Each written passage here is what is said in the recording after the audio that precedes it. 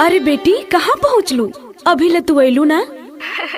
तू चिंता मत कर माई, हम बस 5 मिनट में पहुँच ही वाला बानी।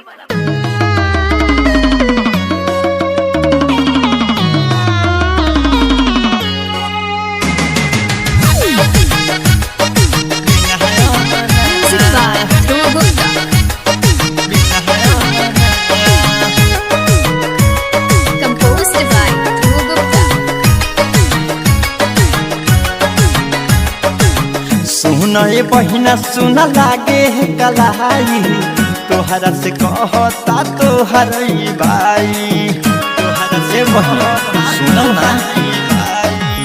सुना ये बहिना सुना लागे है कलाई, तोहरा से कहता तोहर भाई।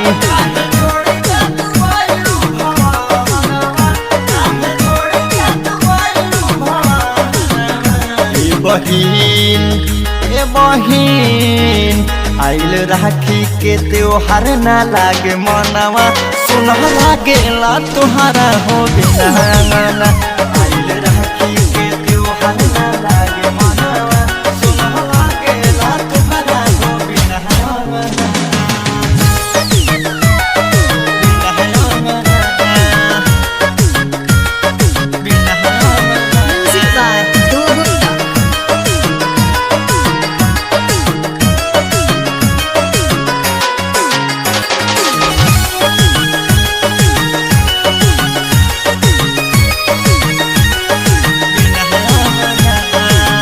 काहे के छोड़ी गहिलु सुना ये बहिना, लागे न मनवा हम सच सच कहिला, लागे न मनवा हम सच सच कहिला।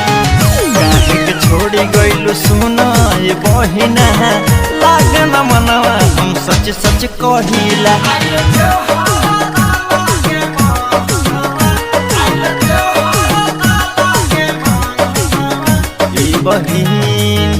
ए बहिन आइल राखी के त्योहार ना लागे मनवा, सुना लागेला तोहरा हो बिना अंगना। आइल राखी के त्योहार ना लागे मनवा, सुना लागेला तोहरा हो बिना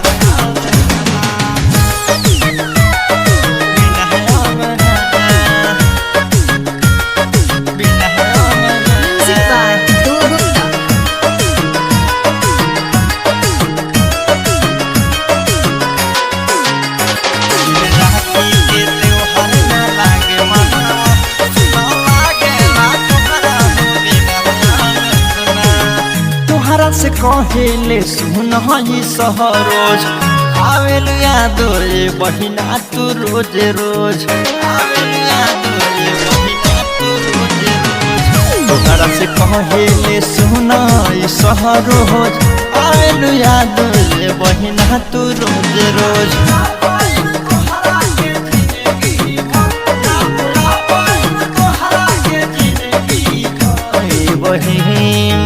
ए बहिन आइल राखी के त्योहार ना लागे मनवा।